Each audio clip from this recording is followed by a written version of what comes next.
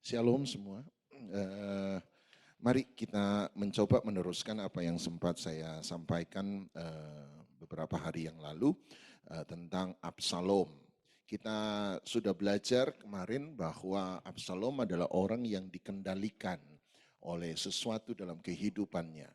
Itu sebabnya saya percaya bahwa kehendak bebas yang kita sebut sebagai kehendak bebas sebenarnya tidak benar-benar bebas. Sebab setiap manusia itu ketika mengambil sebuah keputusan atau mengambil sebuah pilihan, selalu dan biasanya akan sebenarnya ada banyak faktor yang membentuk pilihan dan keputusan yang dia ambil. Ketika Anda mengambil keputusan, kita pikir bahwa itu memang berasal dari diri kita sendiri. Setuju. Tetapi keputusan yang kita ambil sekalipun berasal dari diri kita sendiri, tetapi dipengaruhi oleh banyak faktor. Faktor keinginan, faktor keadaan, faktor pertemanan, apa yang dikatakan orang, informasi yang dimasukkan kepada setiap kita, ada banyak faktor-faktor yang membentuk keputusan seseorang. Waktu dulu kalau papa saya dari Manado datang ke Surabaya, lihat kami anak-anaknya, biasanya papa saya kalau sudah datang ke Surabaya itu sudah punya daftar restoran yang akan dia kunjungi.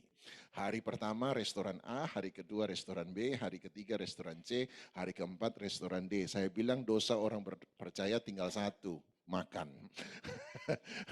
Sebab sudah banyak restoran. Dan saya bertanya kepada dia, tiap kali dia datang, kenapa sih harus pergi ke restoran itu dan itu dan itu dan itu? Sudah jelas lah kalau papa saya datang, pokoknya hari pertama restoran apa, hari kedua restoran apa, hari ketiga restoran apa, itu udah jelas. Dan dia akan berkata begini, sederhana, sebab engkongmu dulu kalau ke Surabaya, ya makannya restoran yang sama gitu ya. Dan saya bilang, oh iya, bahwa ternyata keputusan yang dia ambil tidak benar-benar dari keinginannya sendiri. Betul-betul bebas dari pribadinya. Tetapi sebenarnya ada faktor yang namanya kenangan. Makanya harga sebuah kenangan itu seringkali mahal. Anda lihat bahwa dia punya kenangan dan kenangan itulah yang ternyata membentuk pilihan-pilihan yang dia buat. Demikian pula dengan Absalom, demikian pula dengan kita. Bahwa ternyata setiap tindakan kita itu sebenarnya tidak benar-benar bebas dari diri kita sendiri. Tetapi ada banyak faktor yang membentuk pilihan dan tindakan yang kita buat. Kemarin kita sudah belajar paling tidak ada 3 binatang istilah saya. 3 bagal yang mengendalikan kehidupan Absalom. Nomor 1 kita belajar bahwa Absalom dikendalikan oleh kebencian yang tak terselesaikan. Kebencian yang tak terselesaikan. Kemarahannya kepada Amnon, saudara tirinya, ternyata mendorong dia untuk kemudian melakukan banyak hal yang salah. Kebencian tidak akan pernah bisa diselesaikan oleh pembalasan. Kebencian hanya bisa diselesaikan oleh pengampunan. Saya selalu beri contoh begini, misalnya kalau ada teman-teman di sini, satu kali saya tampar Anda di pipi kanan, saya tampar, nggak ada hujan, nggak ada apa, saya tampar Anda di pipi kanan. Pertanyaan saya sederhana, apakah Anda akan balas? Tolong yang malaikat jangan jawab, saya tanya yang manusia saja. Sebab di sini kelihatannya muka-muka malaikat semua, haleluya.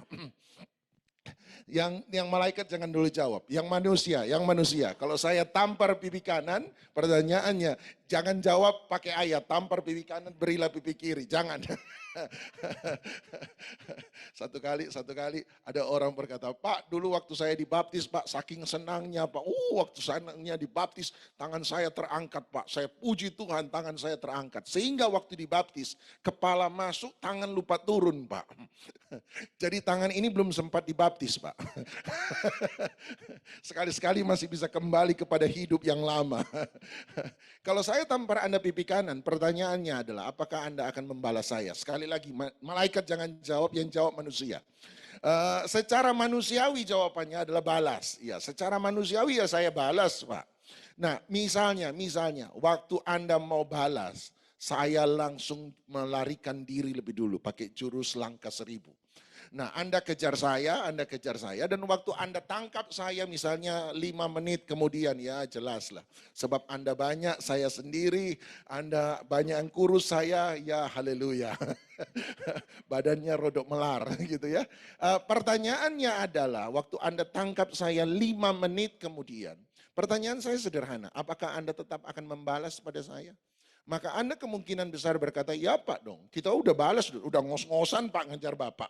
Jadi saya pasti balas. Pertanyaan saya, tunggu dulu, kenapa kamu mau balas? Sakit Pak. Pertanyaan saya, tunggu dulu. Saya tampar Anda di pipi kanan, 5 menit kemudian masa masih sakit? Jawabannya adalah, ya Pak sudah ngos-ngosan Pak. Jawabannya adalah 5 menit, 10 menit kemudian, pipi kanan Anda pasti sudah tidak lagi sakit. Kenapa Anda mau membalas saya? Anda yang benar jawabannya adalah sakit Pak, yang sakit bukan pipi kanan, yang sakit hati. Banyak orang membalas sebenarnya bukan karena dia mendapat perlakuan yang tidak adil, akibat dari perlakuan yang tidak adil, banyak orang membalas sebenarnya bukan karena keadaannya hancur, tetapi karena hatinya yang sakit.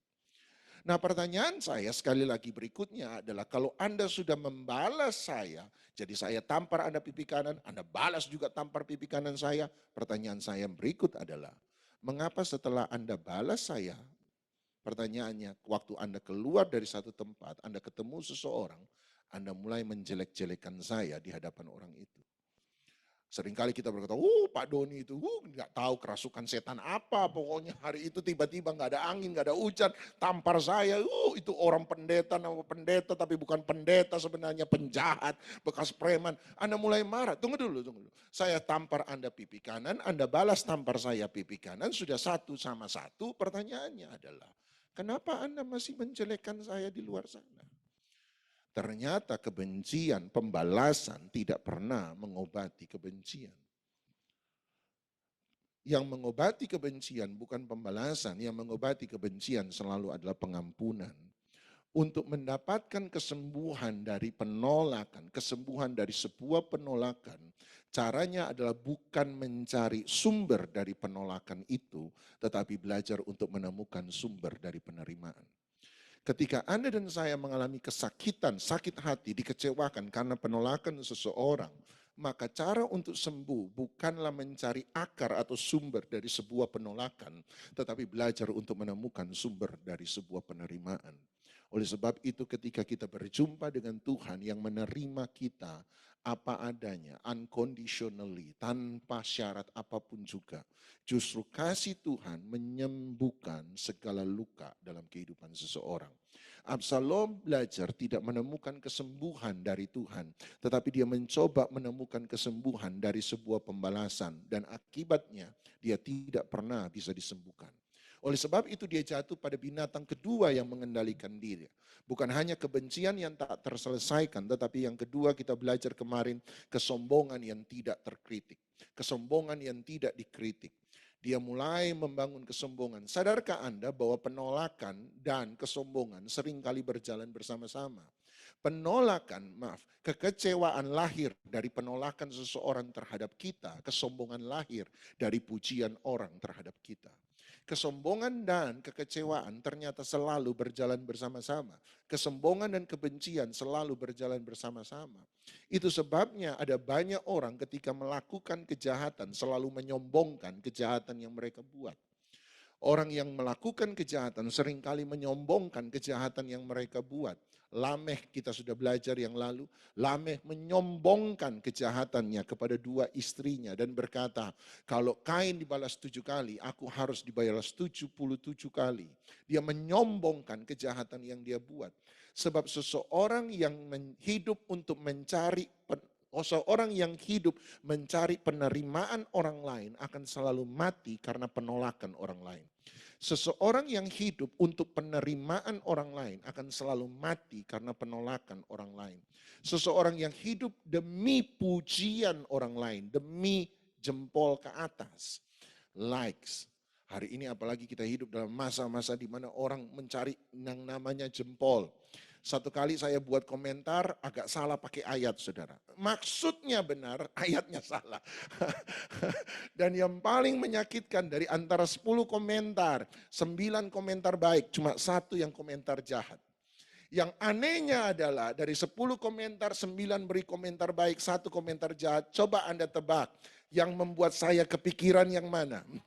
Yang satu itu dalam hati, oh Yesus, dia sudah menghina biji matamu. Saya minta api turun dari sorga. Bakar dalam nama Yesus. Anda lihat, seringkali penolakan orang seringkali membuat kita menjadi kecewa sebab kita hidup untuk penerimaan orang lain. Dan orang yang hidup untuk penerimaan orang lain selalu akan mati karena penolakan orang lain. Sekali lagi, seorang yang hidup untuk penerimaan orang lain, dia akan selalu mati karena penolakan orang lain. Pujian dari manusia adalah makanan untuk Tuhan, tetapi pujian dari manusia adalah racun untuk dirinya sendiri. Sekali lagi, pujian dari manusia itu makanan untuk Tuhan. Pujian itu menjadi nutrisi bagi Tuhan. Kata seorang pendeta Bob Sorge, dia berkata bahwa pujian manusia adalah makanan Tuhan, tetapi pujian manusia adalah racun bagi sesama. Kita seharusnya hidup bukan untuk pujian dari manusia. Pujian dari manusia itu punyanya Tuhan, bukan punyanya kita. Ketika Anda menyimpan pujian, Anda hidup demi pujian orang lain, sementara Anda memasukkan racun dalam kehidupan kita. Itu sebabnya Tuhan berkata, lemak dan jerohan punyaku. Kenapa Tuhan minta lemak dan jerohan punyanya Tuhan? Satu, memang yang paling enak. Yang kedua, sebab lemak dan jerohan tidak baik bagi kita. Itu sebabnya dia berkata, beri lemak dan jerohan bagiku. Ampunilah saya Tuhan. Tetapi dia berkata, itu punyaku. Sebab dia tahu bahwa lemak dan jerohan tidak baik bagi manusia. Itu sebabnya dia berkata, itu punyaku. Demikian dengan pujian. Pujian sebenarnya adalah punyanya Tuhan. Oleh sebab itu harus diberikan kepada Tuhan. Sebab kita hidup untuk pujian orang lain. Maka kita akan mati karena pujian dan penolakan orang lain. Yang ketiga, Absalom dikendalikan oleh ambisi yang tak terbendung. Dia dikendalikan oleh ambisi yang terbendung. Kemarin juga kita sudah belajar kebencian, kesombongan, dan ambisi. Kebencian membuat Absalom mengambil hak Tuhan yang bernama pembalasan. Kesombongan membuat Absalom mengambil hak Tuhan yang bernama pujian. Dan ambisi membuat Absalom mengambil hak Tuhan yang bernama hati manusia. Kebencian Absalom membunuh Amnon. Kesombongan Absalom merendahkan Yoab. Orang sombong akan selalu merendahkan orang lain. Orang benci akan selalu membunuh orang lain. Dan ambisi Absalom membuat dia berontak terhadap Daud. Kesombongan membuat orang merendahkan orang lain. Kebencian membuat orang membunuh orang lain. Tetapi ambisi membuat orang berkhianat kepada orang lain. Berontak terhadap sang Daud. Hari ini saya akan lanjutkan 2 Samuel 18 ayat 18. 2 Samuel pasal 18 ayat 18. Mari kita perhatikan apa yang dilakukan Absalom selama dia menjadi raja.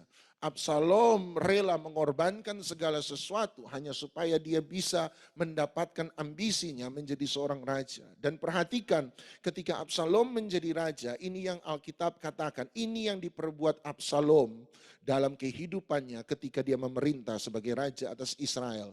2 Samuel 18 ayat 18 berkata, sewaktu hidupnya Absalom telah mendirikan bagi dirinya sendiri tugu yang sekarang ada di lembah raja. Sebab katanya, aku tidak ada anak laki-laki untuk melanjutkan ingatan kepada namaku. Dan dia telah menamai tugu itu menurut namanya sendiri. Sebab itu sampai hari ini tugu itu dinamai orang tugu peringatan Absalom. Perhatikan nomor 1 dia berkata sewaktu hidupnya Absalom ketika menjadi raja. Dia telah mendirikan bagi dirinya sendiri tugu yang sekarang ada di lembah raja. Dia mendirikan bagi dirinya sendiri tugu yang ada di lembah raja. Dan yang menariknya dia juga menamai tugu yang dia bangun bagi dirinya sendiri. Dia namai dengan namanya sendiri. Seseorang yang hidup dikendalikan oleh kebencian, seseorang yang hidup dikendalikan oleh kesombongan, seseorang yang hidup dikendalikan oleh ambisi adalah orang yang hidup untuk dirinya sendiri. Seorang yang egois. Kenapa orang benci itu sukar untuk dinasihati? Kenapa orang sombong itu sukar untuk diperbaiki? Kenapa orang yang berambisi itu sukar seringkali untuk dihambat ambisinya? Sederhana. Sebab mereka pada dasarnya memang hidup untuk dirinya sendiri.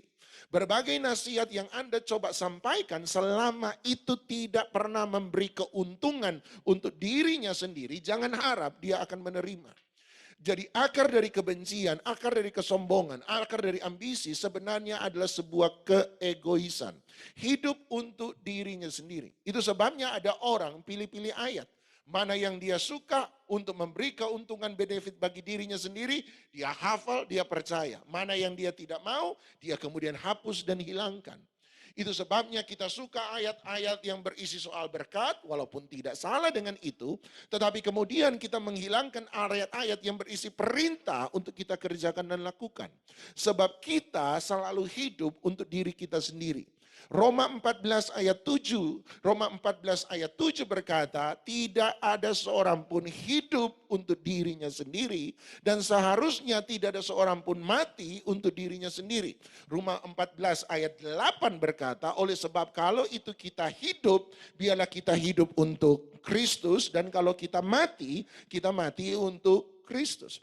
Seseorang yang hidup untuk dirinya sendiri, maka dia selalu akan hidup penuh dengan kekosongan.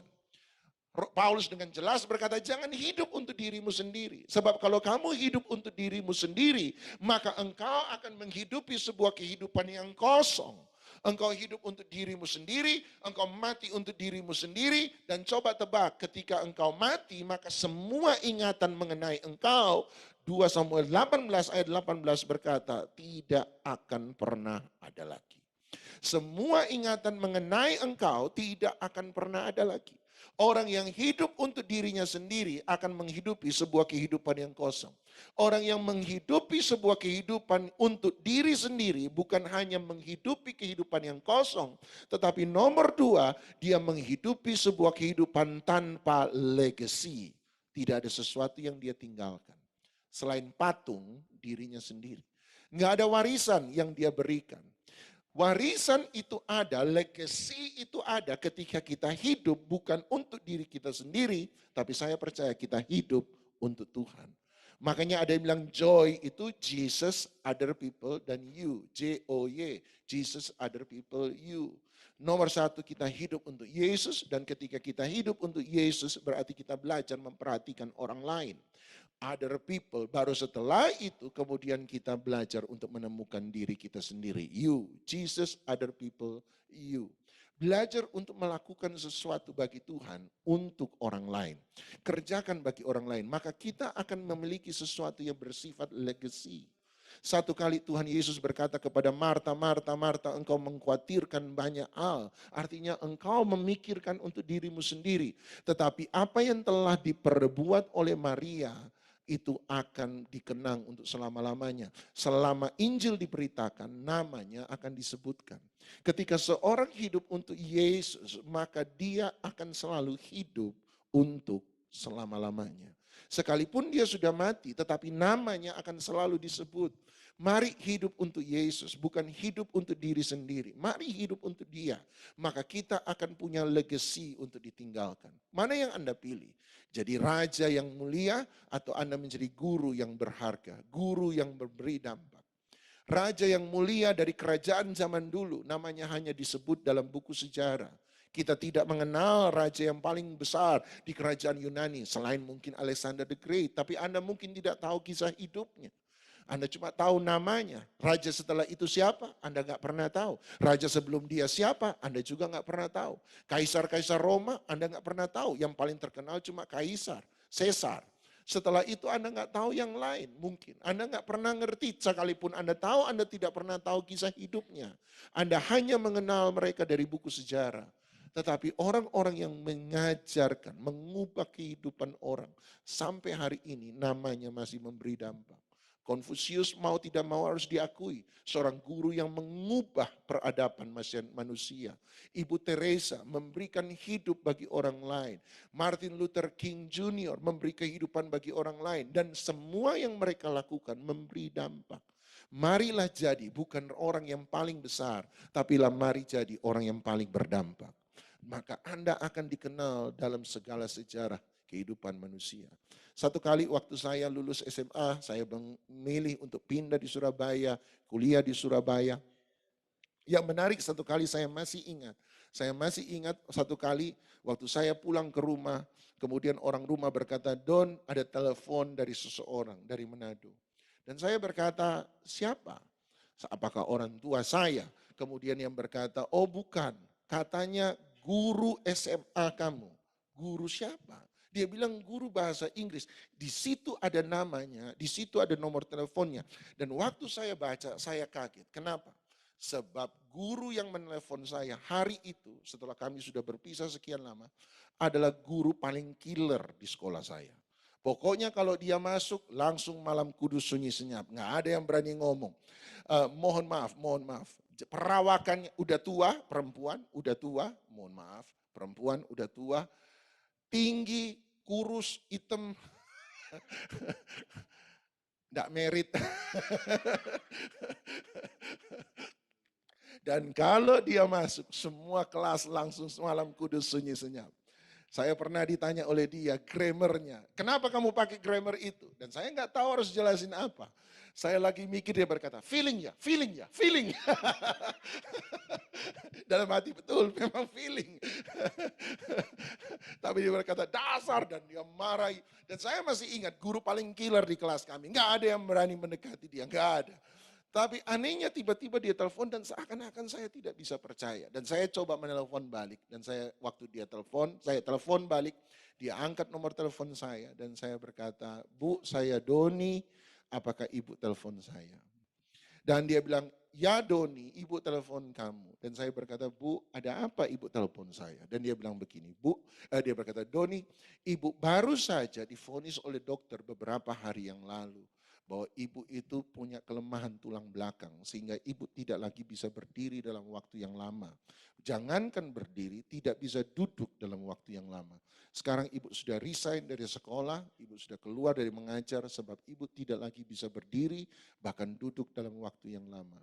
Bahkan kalau ibu harus pergi ke dapur untuk memasak, ada kalanya ibu harus merangkak dari kamar sampai ke dapur. Sebab ibu tidak lagi bisa berdiri dalam waktu yang lama, tidak bisa duduk dalam waktu yang lama. Oh ya Bu, kemudian dia berkata, dan sepanjang ibu mengajar selama sekian puluh tahun, ibu hanya mengingat ada satu dari murid ibu yang sungguh-sungguh dengan Tuhan. Itu sebabnya ibu cari nomor teleponmu dan ibu telepon kamu hari ini cuma minta satu hal, tolong doakan ibu supaya ibu bisa disembuhkan oleh Tuhan. Hari itu saya dan dia menangis di telepon. Waktu saya berdoa, dia menangis karena didoakan. Saya menangis sebab kok bisa. Dan dia, yang membuat kalimat yang membuat hati saya terharu adalah sepanjang puluhan tahun ibu mengajar. Ibu ingat hanya ada satu murid ibu yang sungguh-sungguh dengan Tuhan. Itu sebabnya ibu cari nomor teleponmu, ibu telepon kamu dan berkata tolong doakan ibu supaya ibu disembuhkan oleh Tuhan. Saya tidak pernah bicara tentang firman Tuhan pada dia. Saya mungkin tidak pernah bahkan mengajak dia ke gereja sebab dia adalah orang yang buat saya sudah sungguh-sungguh dengan Tuhan. Kenapa dia melihat saya berbeda? I don't know, saya nggak tahu. Tapi hari itu saya belajar, memang kehidupan seseorang adalah kesaksian yang terbaik bagi orang lain. Saya masih ingat satu kali mama saya telepon saya, dalam keadaan gembira mama saya pulang gereja telepon, Doni, kamu tahu ada orang nama ini? Saya bilang, ya itu teman SMA saya. Doni, teman SMA-mu baru saja dikhotbah di gerejanya mama. Dan saya bilang, oh ya? Dan dia bilang, Doni yang paling membuat mama bangga adalah waktu dia mulai khotbah, dia berkata, ini pertama kali saya khotbah di gereja ini. Dan ini juga yang membuat saya bangga, bukan karena saya pertama kali di tempat ini berkhotbah, tetapi ini adalah gereja di mana teman saya dari SMA itu bertumbuh di sini. Dan saya mau berkata, nama teman saya adalah ini, dia menyebut nama saya, kemudian dia berkata, dan saya berutang nyawa kerohanian kepada dia, sebab dialah yang banyak mengajar saya. Mau jujur? Mau jujur dengan Anda? Saya cuma pernah 2 kali ngajak dia ke gereja. Bahkan saya ngajak dia ke gereja sebab dia anak pendeta. Saya ngajak dia ke gereja, saya sudah tahu dia anak pendeta. Saya ajak dia ke gereja cuma 2 kali dalam persekutuan kami. Tapi saya tidak tahu waktu dia tidak datang lagi, saya sempat tanya sekali. Setelah itu saya kemudian tidak tanya lagi sebab saya tahu papamu pendeta. Saya tidak pernah banyak bicara dengan dia. Ya kami bersahabat, kami berteman, sekolah biasa. Tapi I don't know. Kenapa dia mengatakan itu? Tapi saya belajar satu hal, jangan-jangan waktu kita hidup untuk Yesus, Waktu hidup kita dirobakan, kesaksian hidup kita selalu menjadi berkat bagi orang lain. Anda sadar atau tidak sadar. Yang kedua dan yang terakhir, yang buat saya catat, nomor satu adalah dia hidup untuk dirinya sendiri. Tapi yang kedua, kenapa dia membangun patung itu untuk dirinya sendiri? Dia berkata, sebab aku tidak ada anak laki-laki untuk melanjutkan ingatan kepada namaku. Tadi saya berkata bahwa orang yang hidup untuk dirinya sendiri, dia tidak punya legacy, warisan untuk diwariskan. Sebab Absalom berkata, aku tidak punya anak laki-laki. Tapi coba Anda pergi sebentar, 2 Samuel pasal 14, 2 Samuel 14. Baru saja beberapa pasal sebelumnya, 2 Samuel 14, ayat yang ke-27. 2 Samuel 14 ayat 27. Absalom 2 Samuel 18 ayat 18 berkata, aku tidak memiliki anak laki-laki. Tapi perhatikan 2 Samuel 14 ayat 27, tiba-tiba Alkitab bilang begini bagi Anda dan saya. Alkitab berkata, bagi Absalom lahir berapa? 3 orang anak laki-laki dan seorang anak perempuan yang bernama Tamar. Dia seorang perempuan yang cantik. Menarik sekali. Absalom 2 Samuel 18 berkata, sebab tidak anak laki-laki untuk meneruskan ingatan akan aku. Tapi 2 Samuel 14 ayat 27 mengatakan kepada kita, bagi Absalom lahir 3 orang anak laki-laki. Pertanyaan saya, di mana 3 orang anak laki-laki ketika Absalom membangun tugu patung bagi dirinya sendiri? Saya nggak pernah tahu. Apakah mereka mati hari itu sehingga Absalom sudah tidak punya anak laki-laki? I don't know.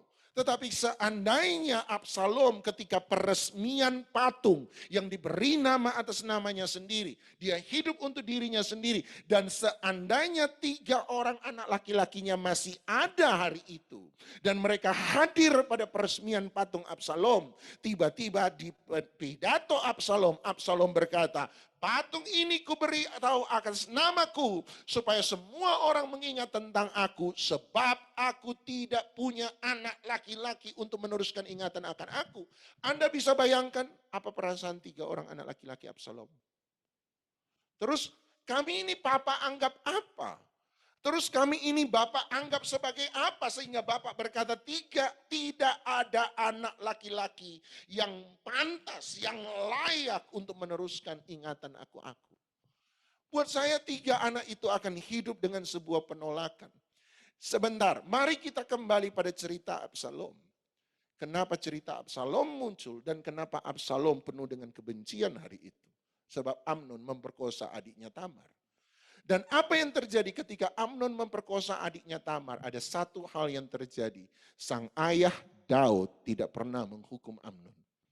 Sang ayah Daud marah kepada Amnon, tetapi dia tidak pernah memberi keadilan kepada Tamar.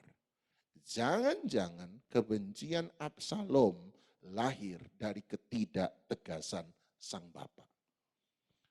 Anda lihat Daud memang adalah seorang yang sungguh-sungguh dengan Tuhan. Itu tidak bisa diragukan.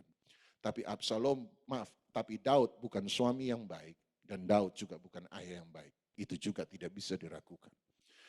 Daud bukanlah seorang ayah yang baik. Daud bukanlah seorang suami yang baik.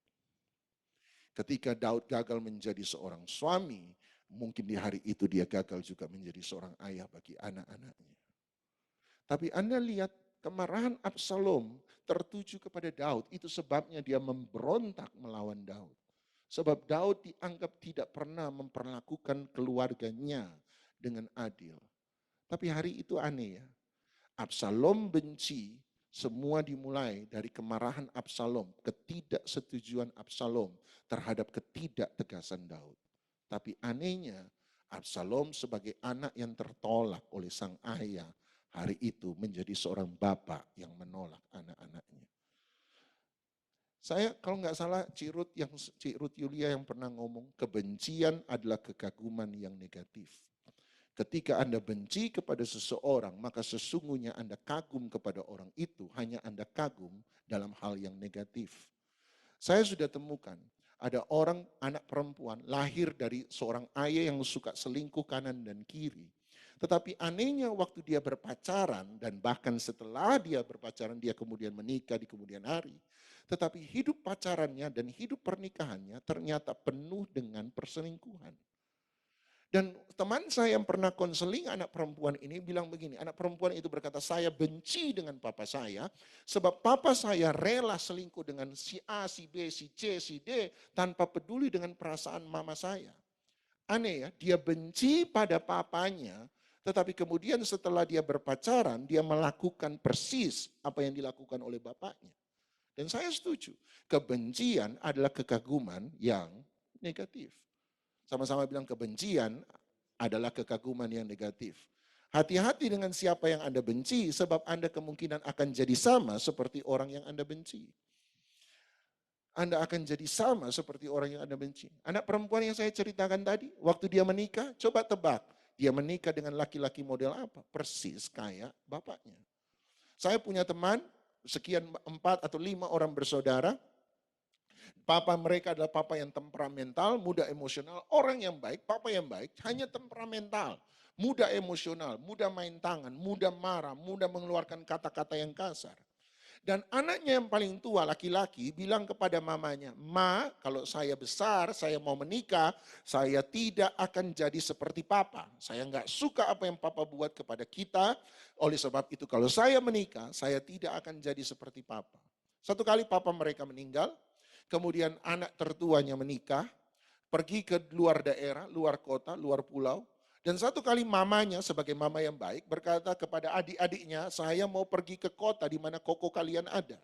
Saya akan tinggal sekitar sekian minggu, sekian bulan, saya akan tinggal di sana sebab sudah lama tidak ketemu. Kemudian mamanya pergi ke kota tersebut, hanya dalam waktu 2 minggu mamanya sudah balik. Padahal mamanya bilang akan sekian bulan di sana. Tapi belum sampai 2 minggu mamanya sudah balik. Adik-adiknya kemudian bertanya pada mamanya, "Ma, katanya mau sekian lama. Kenapa baru 2 minggu mama udah balik?" Mamanya menjawab, "Kalian masih ingat waktu koko kalian bilang begini pada kita semua. Kalau saya besar, kalau saya menikah, saya tidak akan jadi seperti papa. Saya tidak akan main tangan, saya tidak akan ngomong-ngomongan kasar, saya tidak akan emosional." Dan semua adiknya menganggukkan kepala. Sebab kokonya terus-menerus mengatakan hal yang sama. Kemudian mamanya berkata begini, "Coba tebak, kokomu persis seperti bapakmu." Kebencian adalah kekaguman negatif. Kemarahan Absalom kepada Daud ternyata membuat dia sama seperti Daud. Menjadi ayah yang mengecewakan anak-anaknya. Hati-hati dengan apa yang Anda benci. Jangan-jangan Anda akan jadi sama seperti orang yang Anda benci. Oleh sebab itu Tuhan mengajarkan kepada kita sederhana. Mari jangan hidup untuk diri sendiri. Belajar lepaskan semua hal yang negatif dalam hidup kita. Hidup untuk Tuhan, memberi arti bagi orang lain. Dan justru waktu kita memberi arti bagi orang lain, sekalipun kita sudah tidak ada, satu kali nama kita akan tetap disebut oleh orang-orang yang pernah kita tolong. Hari ini Anda mungkin cuma kurus sekolah minggu biasa. Tapi tahukah Anda, satu kali mungkin waktu Anda sampai di sorga, ada orang yang akan datang mendekati Anda dan berkata, "Anda mungkin sudah lupa dengan saya, tapi waktu kamu jadi guru sekolah minggu, saya adalah anak kecil yang ada di situ." Tapi hari itu Anda mengucapkan satu doa yang sederhana. Tapi di tengah-tengah doa yang sederhana, tahukah Anda, saya sebagai anak kecil menyerahkan hati saya untuk Yesus. Dan berkata, "Terima kasih sudah melayani kami, terima kasih hidup untuk Kristus."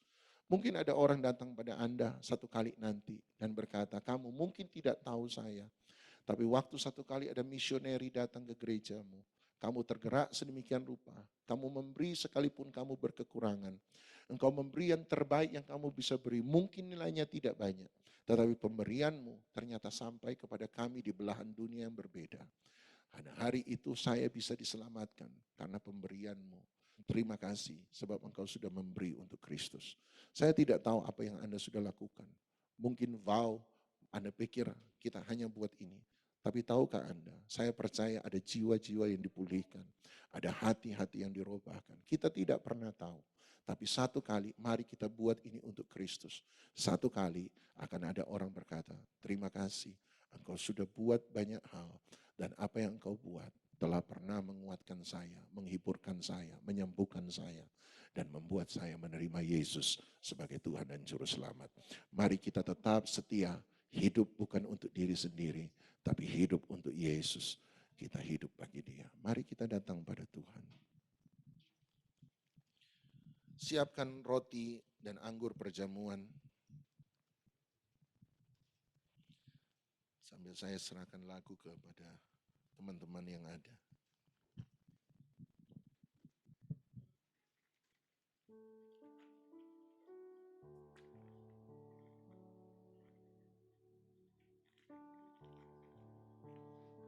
Sekali Yesus, Selamanya Yesus, harapanku tak akan hilang, karena kasih-Nya sekarang ku ada. Oh Yesusku, ku cinta Kau selamanya. Sekali Yesus, selamanya Yesus, harapanku tak akan hilang, karena kasih-Nya sekarang ku ada. Oh Yesusku, ku cinta Kau selamanya.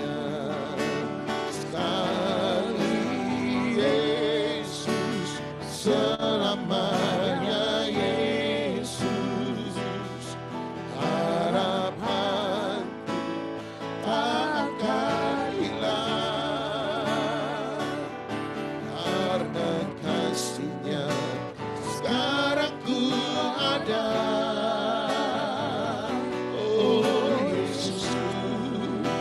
Cinta Kau selamanya. Biarlah pilihan kita tidak pernah berubah. Sekali Yesus, selamanya Yesus. Sebab tidak ada seorang pun mati untuk dirinya sendiri, tidak ada seorang pun hidup untuk dirinya sendiri. Anda bisa pilih, Anda hidup, Anda mati karena kesombongan, kebencian, ambisi pribadi, ataukah Anda mendedikasikan hidup Anda untuk Dia, hanya Dia, sampai selama-lamanya. Ada orang memilih untuk memilih keegoisannya sendiri. Ada orang memilih hidup untuk kesenangan orang lain. Tapi hari ini saya mengajak Anda, ada satu pilihan yang tidak akan pernah salah. Hari itu ketika mantan guru SMA saya menelpon saya. Hari itu saya datang pada Tuhan dan berdoa. Dan saya berkata, saya nggak pernah salah pilih Engkau. Saya nggak pernah salah pilih Tuhan.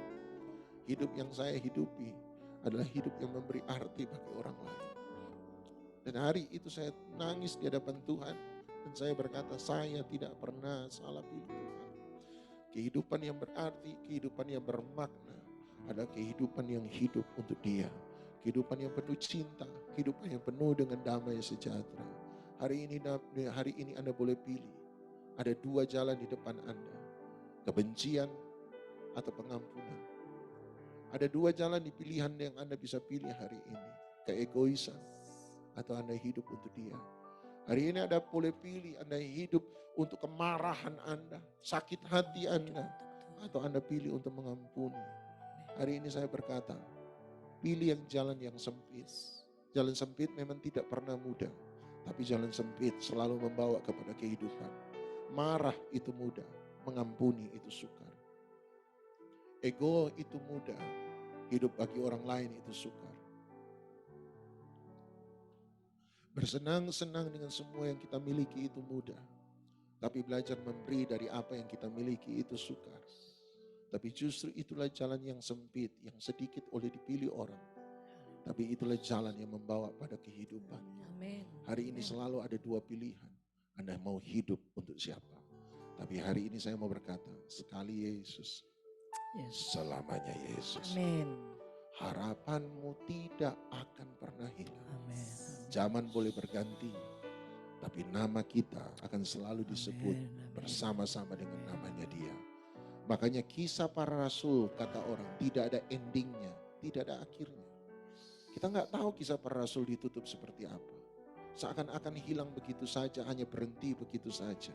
Makanya ada yang berkata, sebab masih ada kisah rasul 29, masih ada kisah rasul pasal 30, masih ada kisah rasul 31 dan seterusnya. Apa yang ada di kisah rasul itu adalah nama Anda dan saya.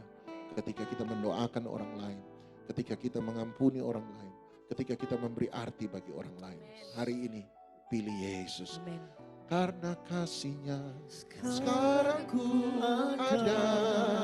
Oh Yesusku, oh Yesusku, ku cinta Kau selamanya. Sekali Yesus, sekali Yesus, selamanya Yesus. Jerih payahmu tidak sia-sia, tak akan hilang. Karena kasih-Nya sekarang ku ada. Oh Yesusku, ku cinta Kau selamanya. Sekali Yesus, selamanya Yesus. Harapanku tak akan hilang. Karena kasih-Nya sekarang ku ada. Oh Yesusku, ku cinta Kau selamanya. Angkat roti di tangan kanan Anda.